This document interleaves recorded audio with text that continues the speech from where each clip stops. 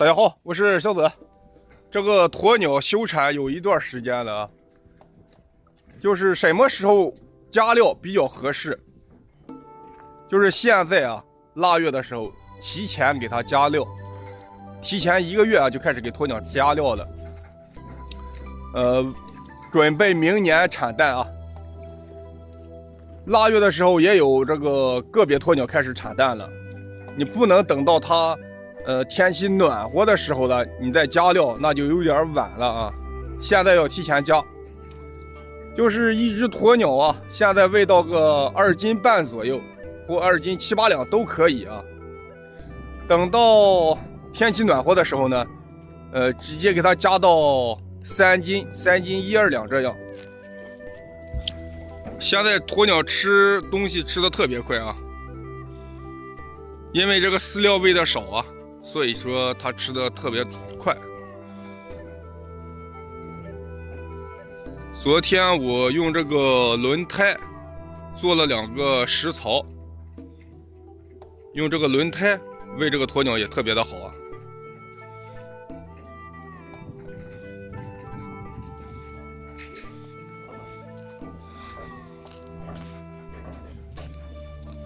我这里又卸了1000斤的胡萝卜啊，每天给它加一点这个胡萝卜，增加这个微量元素啊，也有助于这个产蛋。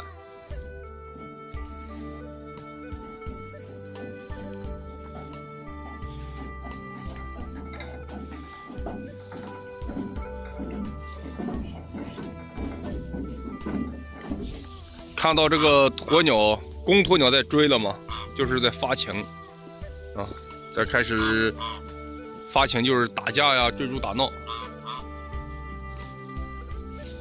这几天白天这个温度还比较暖和，这个母鸟呢都有抖翅膀的了啊，一抖翅膀呢就是母鸟也在发情呢，啊，就是离产蛋很快了。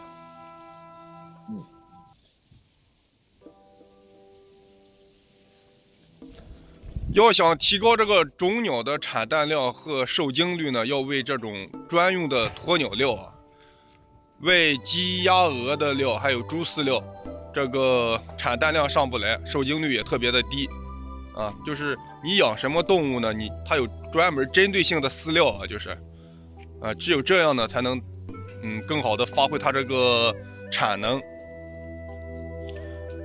这个鸵鸟料呢，就是主要就是咱们自己兑啊，就是预混料兑这个玉米、豆粕、麦麸这些东西啊，按这个比例去兑料，才能达到这个更好的效果啊。